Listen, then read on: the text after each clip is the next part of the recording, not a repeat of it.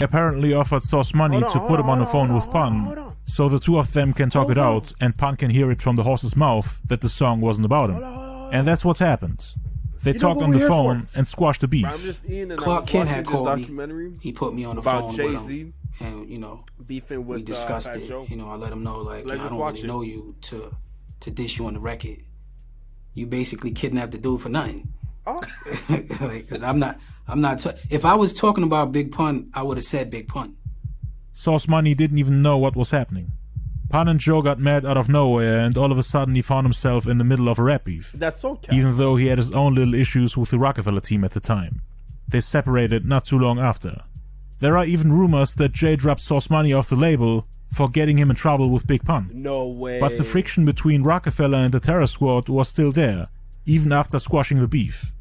On September 1st, 1998, Fat Joe dropped his third album, Don Cartagena, which had the Terror Squad on the cover, all in tailor-made suits, dressed similarly to Jay-Z on the Reasonable Doubt album cover, and also his music videos like Can't Knock the Hustle, for example. The album went gold in just 50 days, one of his most successful projects to date. And we actually got a few lines on here that could be interpreted as subliminal disses towards Jay-Z and Rockefeller, although they're very vague and could be directed at anybody. But Fat Joe confirmed that there was indeed a subliminal war between those two. On Triplets he said, Rockefeller was the only squad messing with them at the time.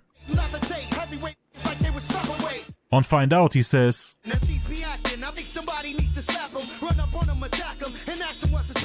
this could be a reference to Joe and Pun running up on Jay-Z in Chicago, the incident I mentioned earlier. Then on Don Cartagena he says, it's my city and everything in it. The world, Chico. And everything in it. This line could be interpreted as a response to Jay-Z's song The City Is Mine, which many rappers, including Nas, took offense to back then. Hey, that's hard though. On My World he then says, Jealous One's Envy was Fat Joe's second album, in which he transitioned into the mafioso, drug-dealing baller image, which he believed Jay-Z copied for his Reasonable Doubt album. Again, the tailor-made suits, the hat, the tie, the whole drug dealer mafioso don image, the lyrics, etc. Then on That Gangsta Shit he said, Joe is once again saying that his words are not just words, that he's taking this gangster shit seriously. He lives what he raps. He doesn't just attack and kill people in his lyrics like Jay-Z. He actually goes out there and handles his beefs himself. Damn. It can get physical whenever you want. I'm not acting and pretending to be a gangster. Then on Misery Needs Company he says, Fat Joe is the real first drill rapper. Could be a reference to the incident in Carbon, where they threw the whole Rockefeller clique out the club and chased them all the way back to Brooklyn. The last jabs on the album can be found on the song Terror Squadians, on which he says, rappers don't live their lyrics, specifically targeting Jay-Z, who acts tough on records, but in real life, when they saw each other, he was scared and ran away. He's not behaving the same way he presents himself in his songs.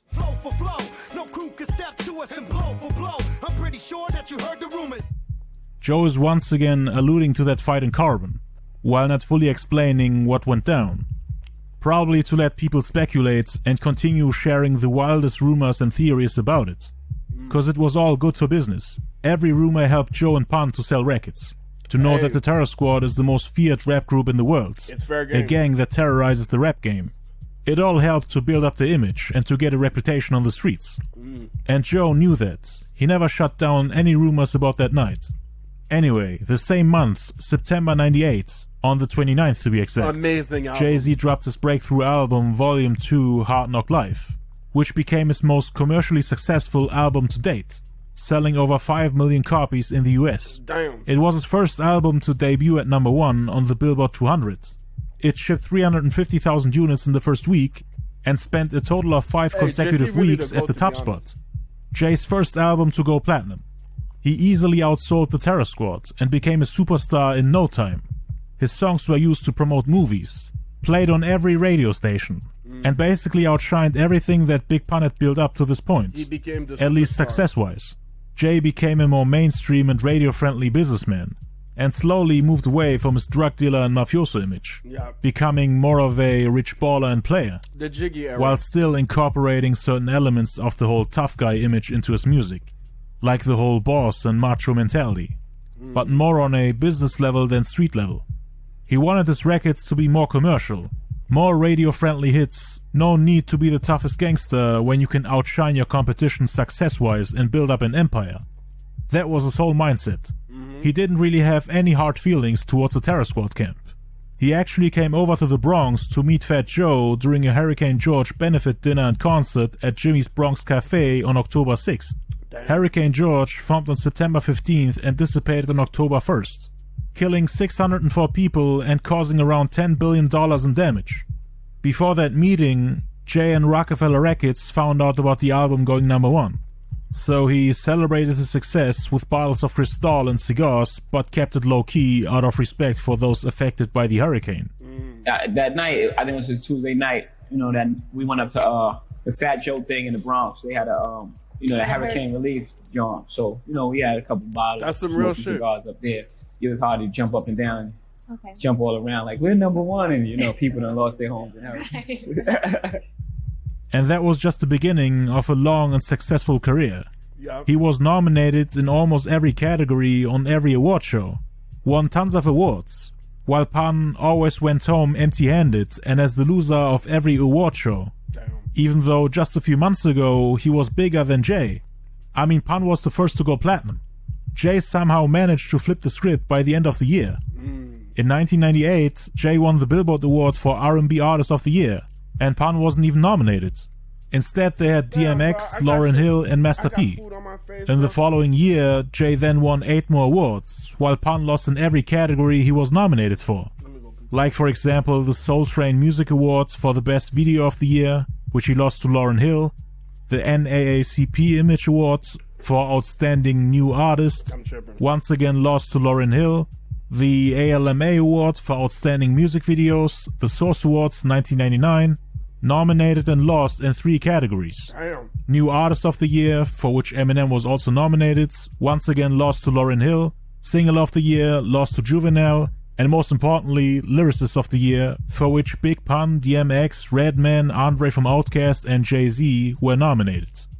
Pun lost this one to Jay-Z. The quote-unquote phony who stole Fat Joe's style and faked his whole life story was more successful than the real ones and originators. They were definitely a little upset and frustrated about this. Pun always felt like he was the best lyricist, better than Jay-Z. So him losing the awards definitely struck a nerve and hurt his ego. That's crazy. He even rapped about it on the song It's So Hard, which was released a year later.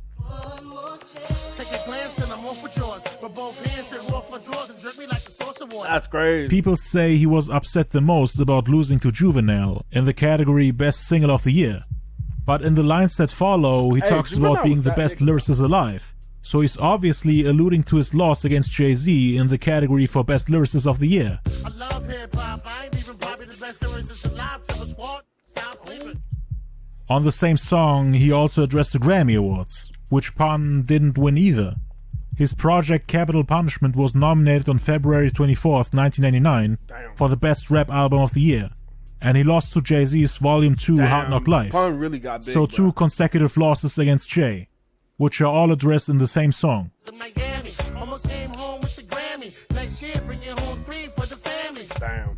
He unfortunately didn't get the chance to get nominated again for a Grammy. He didn't win a single award, while his rival Jay received 8 awards in just 1 year. Pun was definitely upset about this. The friction between the Terror Squad and Rockefeller camp seemed to have cooled down after the meeting in Chicago. But these consecutive losses for Pun added more fuel to the fire and undermined their already shaky relationship. This was almost like a race for them. They took it way more serious than Jay, and got frustrated once they got left behind. Pun and Joe couldn't live with the fact that Jay was more successful with quote-unquote their own style, even though he ain't about that life and doesn't really understand what he's rapping about. To see the quote-unquote fakest rapper on top, with more success, record sales, awards and fans than the real ones, was something that most MCs, especially in New York, had a problem with. They liked his music, but they saw him more as an actor and pretender who just tells fake stories to sell records. Damn. And they thought it's unfair that somebody like that is this successful. Jay always got treated like an enemy, even after squashing the beef. I came out my house every single day of my life for war, for beef, for violence. Right. And I woke up every day for the smoke. Like, I'm like, crazy. All right, if we see these in the airport, we see them at the BET Awards, we see anywhere, let's go. So anyway, Jay-Z exceeds everyone from New York in terms of success, except maybe DMX at that time. Okay. And the Terror Squad camp doesn't stop sending shots at him, even after signing the metaphorical peace treaty. On August 10th, 1999, the first installment of the Violator hip-hop compilation series was released. And it included a song called Heavyweights, which featured 8-Ball, Fat Joe and Big Pun, who dedicated an entire verse to Jay-Z and Rockefeller. Proof for this are the last few lines in which he says, We got beef for Pun, say my name, I don't play those games. I don't play those games. You got beef with Jigga, say my name. We got beef for Pun, say my name, I don't play those games. Pun quoted lines from a remix to a song called I Don't Wanna Be Alone, on which Jay-Z was featured. He finished off his verse by hinting who this verse is dedicated to. Jay-Z said, if you got beef with Jigga, say my name. Pun flipped it and used those lines against him. Don't send people like Sauce Money to fight your wars for you. He wants Jay-Z to say his name and to diss him directly, if he really wants to smoke, and is ready for a whole back and forth. Instead of playing games. Keep that same energy, and say the names of the people you're dissing. So it's basically a threat at Jay-Z and his whole crew. This verse is written in second person, so he's directly talking to Jay. Hey yo, you, your whole crew for breathing, your mother, your father, your kids, for no reason. Damn. Then he called Jay-Z a creature worse than a snake that faked his whole life for cash. Pun hopes he'll eventually pay for his actions and mistakes.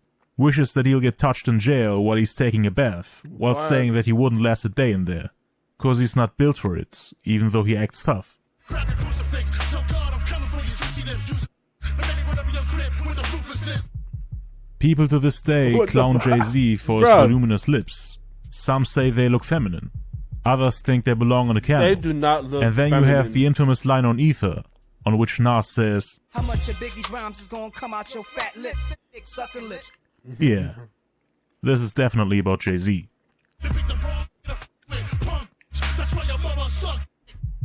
This was around the time Pun's health started to worsen. He gained a lot of weight and was unable to walk. He had no stamina, his voice worsened, couldn't perform his verses anymore when he was live on stage. You could hear him breathe heavily after every bar. His crew and backup rappers had to take over and help, rapping large portions of Pun's verses while he was trying to catch his breath. It messed up his flow, cadence, delivery, voice and energy, and got so bad that he couldn't even record songs in the studio anymore. But that summer they convinced him to enter a weight loss camp at Duke University. We did the pool every day and helped him exercise and things like that. And that's great. That's where we recorded the Yeah Baby album. We recorded the whole album. That's scary, there. bro. They got him a mic and he rapped while laying in his bed. That's how they recorded his last album and some of the songs before it. He lost 150 pounds. He was doing pretty well. I just lost 100 pounds. I'm trying to live. But even then, he still wasn't the same rapper he used to be. Didn't sound as healthy and energetic as on his debut album. His weight slowed down his signature flow and messed up his delivery and cadence.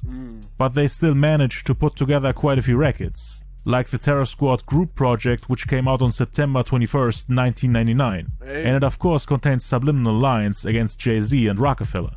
I already addressed most of them to provide context when I spoke on the meeting in Chicago, but the one I haven't mentioned yet is the song Bring It On by Fat Joe. You may remember what I said in the beginning of the video. On his debut album, he had a song called Bring It On, which featured Sauce Money, who, like I explained earlier, put out a song that sounded like a diss record towards Pun and Joe. Jay's song also sampled Fat Joe in the hook. So Joe is now releasing a track with the exact same title to respond to Jay's challenge on Reasonable Doubt, where he used Fat Joe's voice to tell MCs to bring it on. Bring it on if you think you can hang, and if not, then let me do my thing. Yeah, bring it on if you think you can hang, and if not, then let me do my thing. That's crazy. Yeah, bring it on, come on. I know you really want it. How am I supposed to know there's something when you keep fronting? Once again, they tell Jay-Z to mention their names, just like Pun did on Heavyweights. You got beef with Jigga, say my name. And if you really want the problem, you say my name. Bring it on, come on. To sum it up, the Terror Squad is nothing to mess with. They are real gangsters with real guns. No fakers or pretenders like Jay. Oh. And anybody who wants to test them shall just say their names and they're ready to beef on records on person. If you're ready for war, whoever you are, leave you dead in your hall, licking red on the floor. There really was probably. It's an unspecific subliminal diss that technically could be about anybody. But Joe had Jay in mind when he wrote it. Throwing stones, waiting for a response or a public statement by Jay that says the beef is on. So it's basically just bait. Cause Pun originally went in and said some crazy shit about Jay on the song Rude Boy Salute, which was also on the Terror Squad album.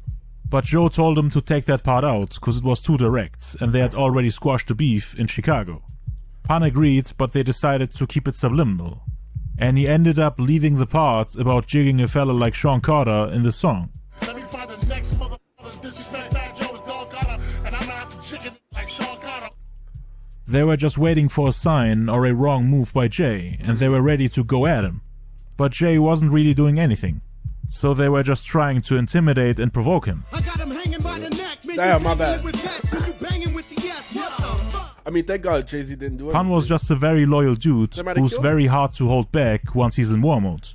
Cause originally it wasn't even Pun's beef, it was Fat Joe who had a problem with him. Damn. And Pun was the blood-hungry soldier in this situation, who just did dirt for Joe. This man he worshiped Fat Joe.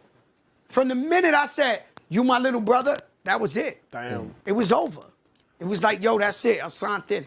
You mean all these crazy gonna jump when I tell them to jump? Yes. They love you, Pun. That was it. Yes, my dear Don Cartagena. Pun loved you, baby boy. He loved you. He admired you. He wanted your approval for everything. He loved you. And besides, this here had chasing King's son and Lehman College, all of us chasing just because he had beef with him. Chasing Jay-Z, had beef with all these, just getting into problems because of this leadership, and just because he didn't like him, we didn't like him either because we loved our brother. That's some real shit. In the last few months of Pun's life, he tried to finish up his upcoming album, Yeah Baby.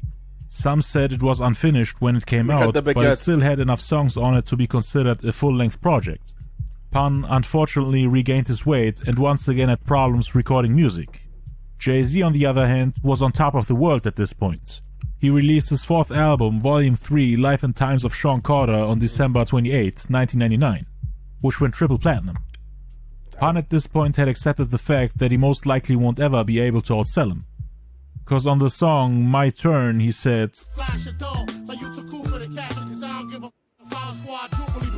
damn. This line is of course also aimed at Jay-Z, cause Volume 2 went like 4 or 5 times platinum. He also talked about beef and hearing his enemies' new assholes.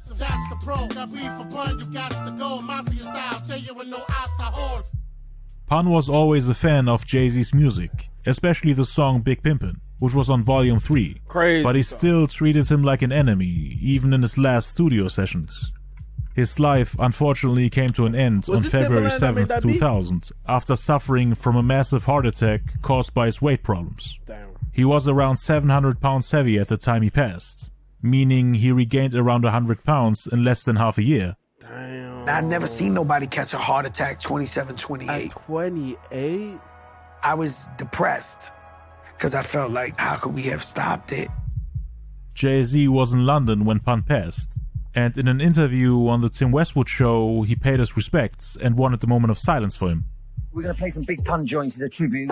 Yeah. I just want to say how sad we all are here, to hear that, man. Yeah, that's terrible, man. Let's stop the music for him one time, give him a moment of time.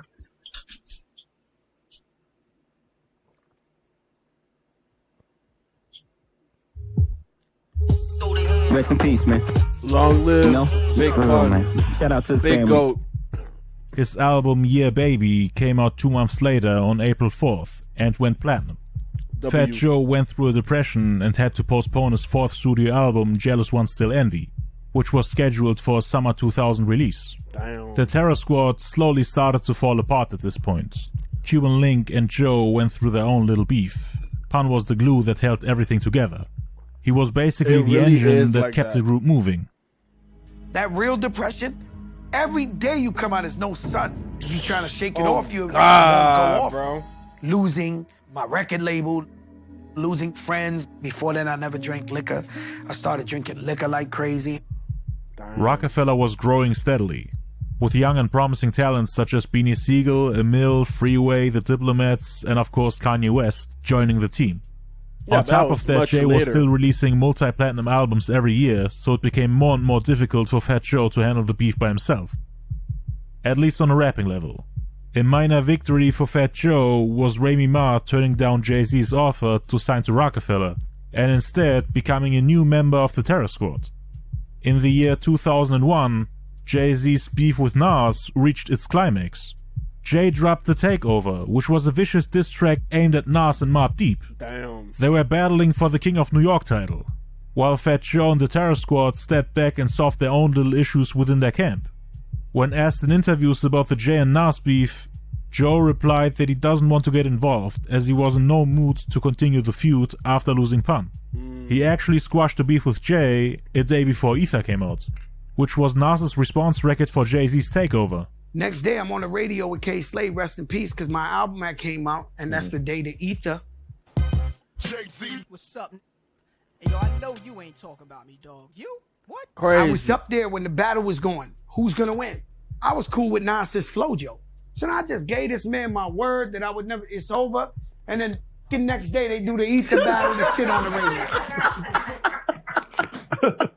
That's crazy. Put your soul like ether. Teach you the king, you know you. Godson across the belly. I prove you lost already. Yourself. And you know I'm all about that loyalty. Right. So I'm throwing ad-libs on the radio. This, I'm like, yo, I don't know. That was it. At that point, if I was Jay-Z, I would never trust Fat Joe again. On December 4th, 2001, Fat Joe releases new album Jealous Ones Still Envy, his most successful project to date. Sold over 1 million copies in the US and peaked at number 21 on the US Billboard 200 chart. This is another album that contains subliminal shots at Jay-Z.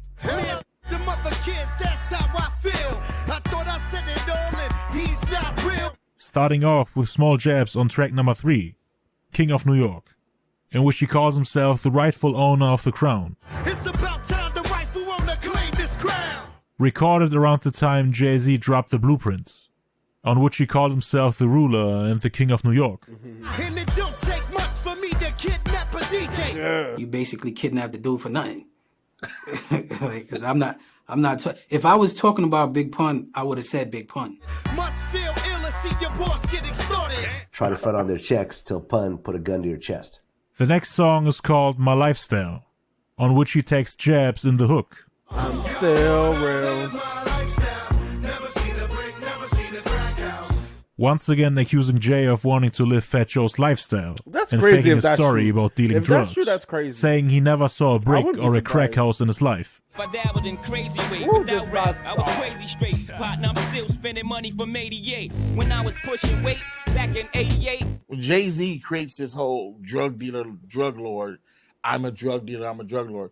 These kids, and we got to do it too, to be like Jay-Z.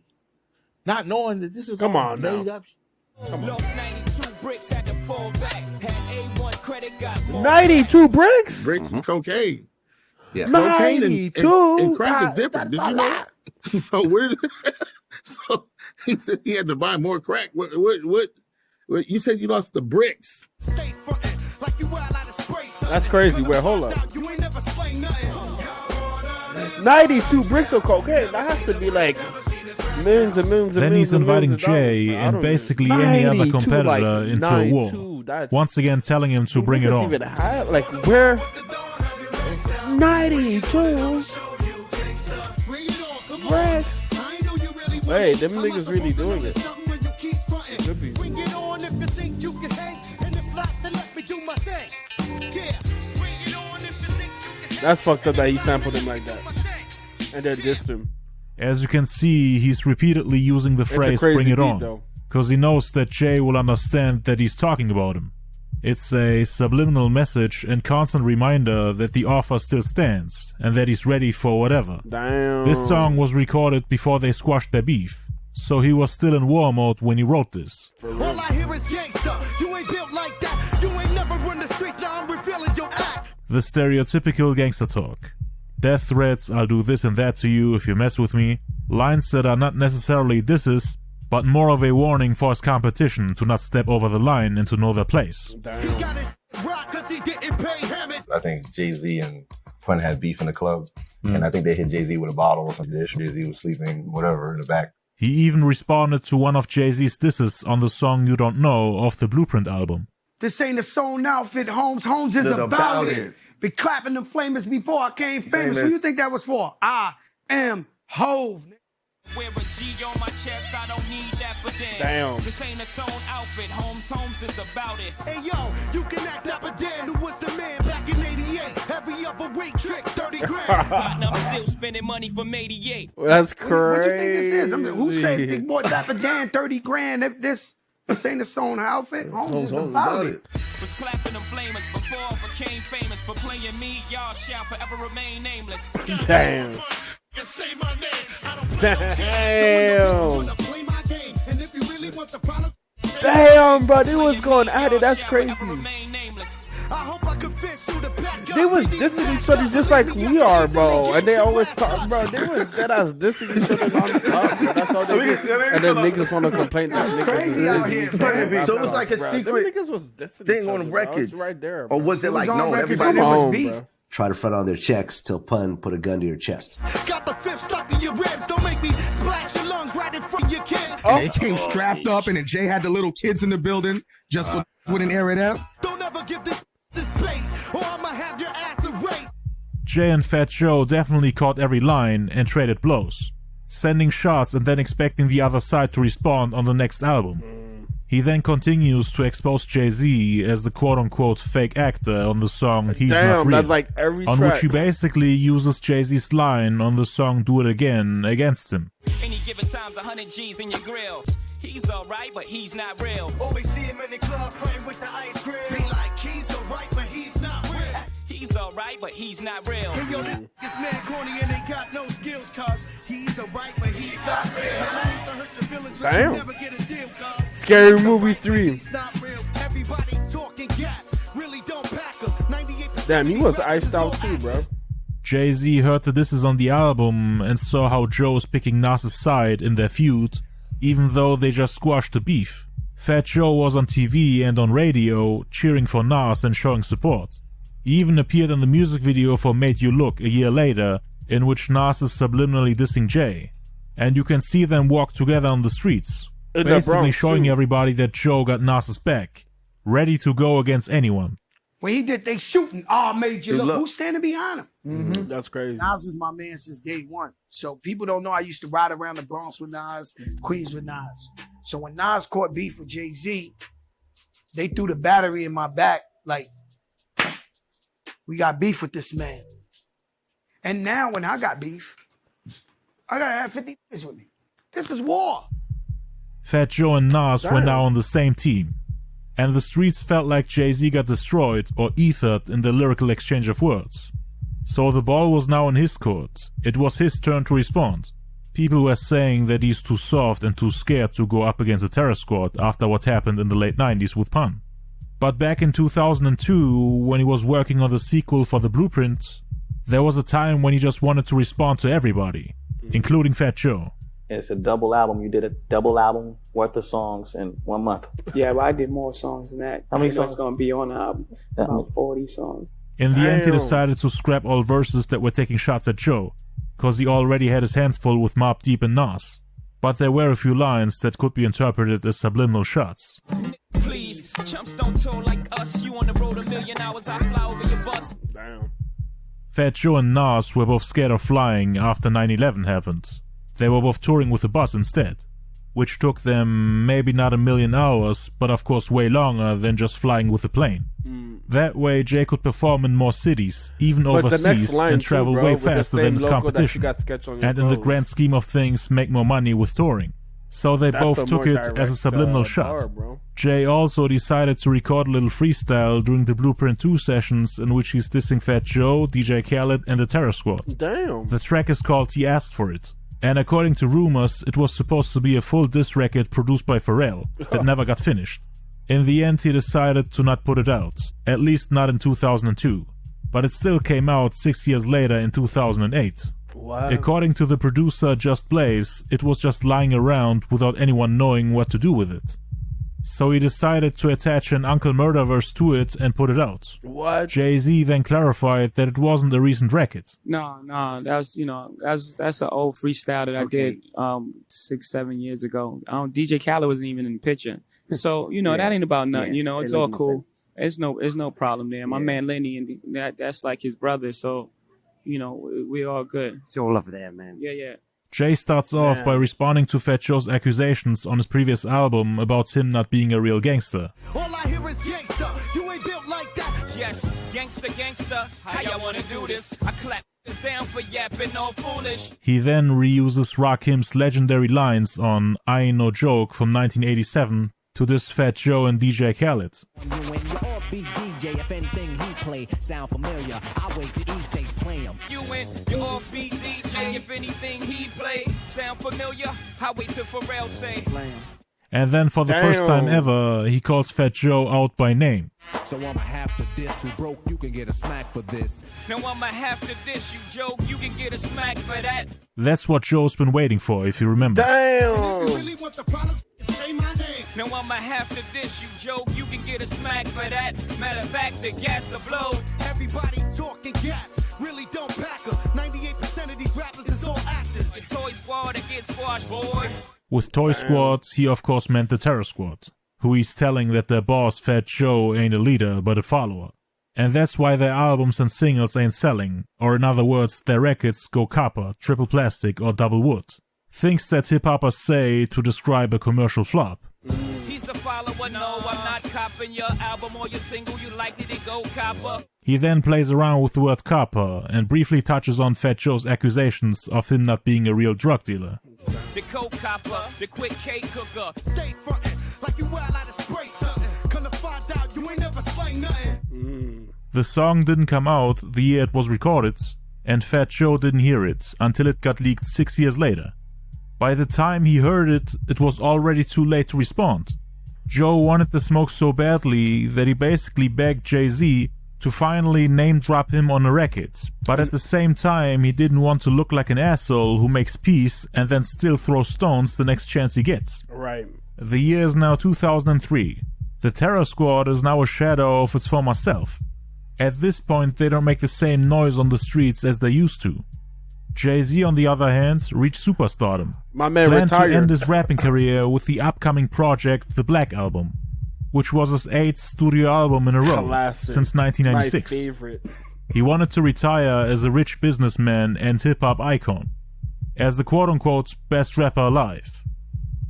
He already had countless hits, lots of sales, an iconic status, devoted fans, had multiple classics, sold-out stadiums, big business ventures, and unlimited features. Right. Fat Joe wanted all those things for himself, and just like Jay, be successful outside of music. They were both competing for clout in the shoe game. Oh, shit. Jay-Z's S. Carter was Reebok's fastest selling shoe of all time after debuting on April 18th, 2003. Fat Joe, on the other hand, was just inches away from being the first hip-hop artist to have a collaboration with Jordan Brand. Prior to that, he had the already famous Terror Squad exclusive Air Force Ones, sent to Nike by his crew. He met Michael Jordan 6 times. Damn. They were coming up with their own designs and everything, but it didn't work out due to the fact that Joe was involved in so many rap beefs that Jordan didn't want to be part of. Joe didn't manage to become a successful businessman like Jay-Z. He was always one step behind him. Not much had happened between the two when things with Nas started going south. Until 2003, when the Entertainers Basketball Classic tournament at the Rucker Park took place. Joe was coaching a highly successful basketball team since the mid-90s, and even won 6 championships. He loved the Rucker, even skipped shows and tours to manage and train his team and to watch them play. Lost lots of money just for his hobby alone. Damn. And then all of a sudden, the multi-millionaire Jay-Z comes out of nowhere and decides to coach his own team and play at the Rucker. I think Fat Joe might be steaming in his boots right now, man. Hey, he's not even in our bracket. He got to make the championship game before he talk to me. That's real talk. And out of nowhere, here come this guy after I win 5 chips in a row. He wants a team. I'm like, God damn, man. He won everything. I'm only doing it 1 year. I'm never coming back out there again. I just wanted to come out there. Damn, maybe he did want to just stick it to him. You know, some of the players that, you know, the people might not have access to. I always had the streets, no matter who I had beef with, whoever. If I had beef with 50 Cent, he knew the streets was me. Anybody who had a problem with me, they knew this guy runs the streets. The Ruckus part of the streets. Right. That was the streets, summertime. This, of course, was very frustrating for Joe. He was a little insecure and afraid that Jay would just come in out of nowhere and take away Fat Joe's crown by just using his money and connections to add the best basketball players to his team and win all the games. Even though this was Fat Joe's hobby and Jay had a million other things to care about. And I said, damn, man, this man got all the money, the hottest chick, he the biggest in the game. I got the little street tournament, and the man coming in this shit. And so it was a little bit of jealousy, even though my team was dead ass for real. Jay was serious competition, a very smart leader and businessman. It's relatively easy for him to learn and become professional in things that he has no experience in, like coaching a basketball team, for example. Both got into the championship, and on August 14th, 2003, their teams were supposed to play against each other. Tens of thousands of people were standing in line for hours on a hot summer's day, just to watch the game. People were looking forward to this game so much that they were standing on top of buildings, fences and bridges, just to get a chance to see it. No way. Because it was almost impossible to get through the masses. All the seats and spots were taken. Not even the staff or organizers of the events could go in and out without hundreds of people having to make space. That's a Jay-Z The tournament rules allowed both teams to add new players to the game, and Jay-Z added Shaquille O'Neal, LeBron James, and Tracy McGrady to his lineup. Fat Joe, on the other hand, added Amare Stoudemire, Yao Ming, Allen Iverson, and Chris Webber to his already stacked team. What? We had Marbury, we had Carmelo Anthony, AI and Mike Bibby, Al Harrington, we had Zach Randolph. But that would have been the best game ever. Fat Joe and his team were already on court, standing there waiting for everyone to arrive. On the same day, which was Thursday, August 14th, the infamous New York City blackout happened, which means there was no power, no electricity, no lights. And this affected around 21 million people, not only in New York, but also in the surrounding areas. The city was in chaos, and the outage-related financial losses were estimated at $6 billion. Damn! But that didn't hold people back from wanting to see the game at the Rucker Park. Jay-Z and his team were chilling in the professional tour bus, which they didn't even leave. Nobody wanted to come outside until the lights come back. Nobody got to see what players Jay-Z picked for the game. No way. Fat Joe and his team were waiting outside in the heat, while Team Rockefeller was relaxing in the tour bus, probably with air conditioning, cold and expensive drinks and snacks. That's crazy. Just chilling and enjoying life. And even though thousands showed up to the Blacktop to watch the championship game, at 6 p.m., the New York City police would not allow the game to go on under the current conditions. So everybody had to leave. The game was cancelled. But Jay-Z and his team went to Hot 97 that night to explain the situation. All of a sudden you hear Jay-Z, OG1, Steve Stout, LeBron James and Shaquille O'Neal on the radio. And they all started to brag, saying they'll take out Fat Joe and his team. And everybody is listening. Fat Joe then called in and threatened Shaq to not play. Both sides went back and forth on the radio. Jay-Z, OG1, Steve Stout, they went on the radio. And they was talking crazy. So now, forget the Rucker, the whole city, all they could do is listen to the radio. And they talking, yo, we gonna take them out. They was up on the radio talking real reckless. If you don't understand what that means, they was talking like I never heard nobody talk to Fat Joe before. What's that, the in beef? My life. Shaq got on the radio and said he was gonna play. I said, Shaq, I'm gonna break your ankles, man. You ain't coming in that park. I'm gonna fix you. Fat Joe got very upset and took the game way more seriously than before. I mean, they were already playing for $250,000 and everybody's pride was on the line. But now people thought that things would escalate and that a fight would break out in the middle of the game. And the Terror Squad was kinda known to do that. They were loose cannons. I mean, they're called the Terror Squad for a reason. Yeah. And both camps had a violent history together. It got physical on numerous occasions. The game was later rescheduled to another day, the following Monday, August 18th. So no game on Thursday, postponed to Monday, 4 days later. When the second game day arrived, Fat Joe showed up with his team to Rocker Park, standing on the court again for 2.5 hours in the summer. 100 degrees Fahrenheit, which is around 37 degrees Celsius, with the crowd looking around and waiting for Jay-Z's team to show up. No. But Don't Jay tell didn't me. come. No way. It was later revealed by his team that Jay was set to go on an overseas vacation together with his girlfriend Beyonce. No He way. already had left the city on Friday, August 15th. But nobody had told Fat Joe and his team about it. Damn. So Joe was standing there waiting, basically for nothing, while Jay-Z is once again chilling and enjoying life. That's I mean, Jay and Beyonce are both megastars and have crazy schedules. He dropped everything, gave up on the game and swallowed his pride. Yeah. To go on a trip that was planned before the first game was supposed to take place. No, I understand. He left his team behind to forfeit. But I understand the staff as was well, notified like, on Monday, why the day they were Fat supposed Joe to would play. be mad too. But they still decided to come in case players from both camps show up, assuming that the team can play without Jay being there. So everybody from the hood once again pulled up to see the game. That's crazy. People were once again on fences, on trees, buildings, bridges, on cars, on buses, because there wasn't enough space for everybody. Jay-Z's team bus arrived, but there was no sign of the S. Carter players. Back to Fat Joe on the court, sweating like a pig, yelling and cursing at everybody. Fat Joe's team was already on the court. Some were warming up, getting ready. Others were hiding to make a surprise appearance, because they weren't trying to reveal the last-minute additions yet. They were planning to show themselves once Jay-Z's team comes out the bus. Damn. Some of Jay-Z's players from the NBA couldn't be there on Monday, so nobody knew how many S. Carter players were actually there that day, or how the team looked. Fat Joe got angrier by the minute, feeling provoked by how Jay's team was making fun of him on Hot 97 Damn. and how they're now refusing to play. He then made a statement. If you don't want to play, then get the hell out of here. He got pissed that nobody from Jay's camp was coming out of their tour bus after waiting for over 2.5 hours drenched in sweat. Fat Joe made his presence known, which he always does. 2 hours. Who the fuck is off? So I didn't be ready. And I knew they was and I knew they was scared to talk. I told y'all. Bro, he was It just was saying 8 p.m. and there was still no time. sign of Jay-Z. I mean, he from the Joe Bronx, expected him to make a grand entrance with a helicopter, put on a show and win over the crowds. That's crazy. But that didn't happen. Some of the S. Carter players showed up on the court to signal that the team is ready to play. But then a huge dispute broke out over a coin toss.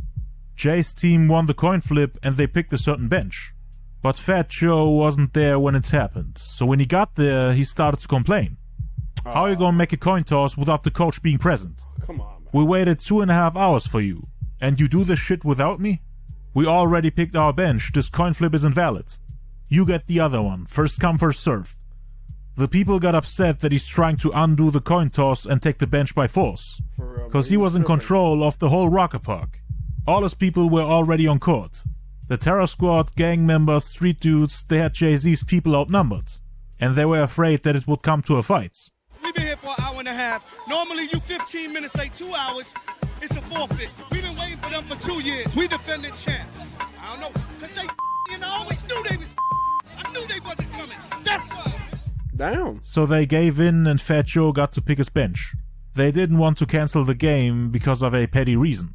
Thousands of people came to see this event and they didn't want to cancel it again. But in order to start a game, you need to actually be on the court. The majority of Jay-Z's team was still chilling in the tour bus. After a long back and forth between both sides, the team finally decides to come out the bus. People were making space for them to get through, but only the players were allowed to come on the court. The supporting staff, security, and the rest of the team wasn't allowed to go there. Damn. Fat Joe, on the other hand, had his whole squad on the court. They took the bench they wanted and got to play on their terms. Jay-Z's team either had to get themselves in danger by surrounding themselves with Fat Joe's highly aggressive mob for the entirety of the match, or get back in the tour bus and cancel the game. I think some violence would have went down if that game would have went down. Because Yeah, we was on it. We was on it, and, you know, and they not punks. They on it too. Nobody's safety could be guaranteed without having the supporting staff on both sides. So they decided to not play and get back on the bus. Craig from the EBC told me, yo, it's a forfeit. So it wasn't my fault. As you can see in the videotape, I'm sitting in the middle of the court. I'm ready to play. People in Fat Joe's camp claimed that Jay-Z didn't show up because he was afraid that he was going to lose. They said he wanted to spare the embarrassment. But Jay-Z had support in the forfeit. His fans were defending him and saying that everybody who had a chance to go on a vacation with Beyonce would do the same. Hell yeah. Nobody would care about a basketball game when you can be with Beyonce at a beach. This was the main argument people used in Jay-Z's defense. I mean, it's to kind this of day, valid. me and Jay-Z have never said hello to each other again after that.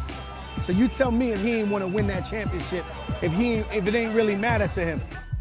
After the founder of the Rucker declared Fat Joe's team the winner, Jay-Z dropped the Black Album, which was supposed to be his final project before retiring. 2003, damn. And then in January 2004, he released a song called The Game Is Mine, on which he raps,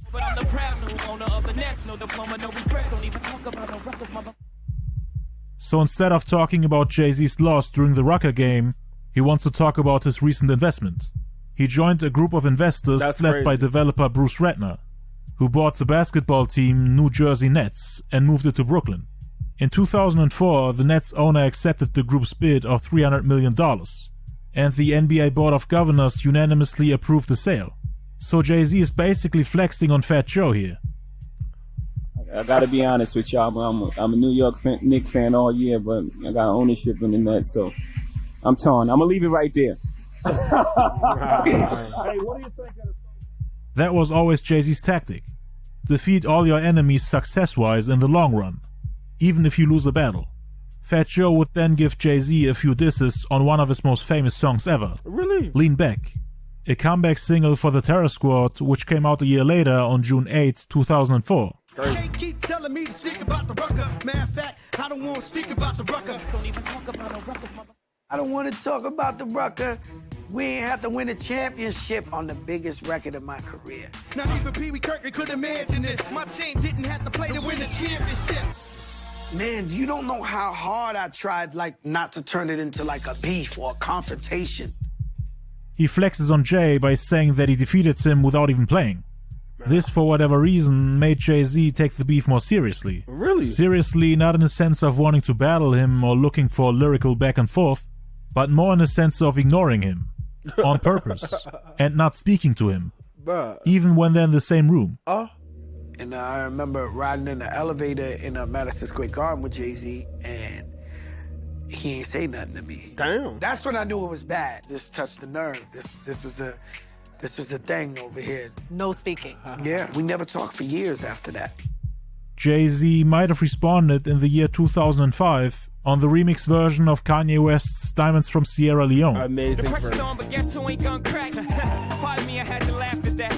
Fat Joe's nickname is Joey Crack, so people thought this was a response to Lean Back.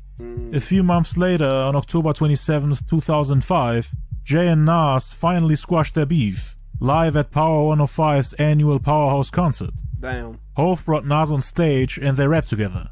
Their beef was finally squashed, but what about the Terror Squad and Rockefeller beef? Fat Joe was Nas's backup for all these years.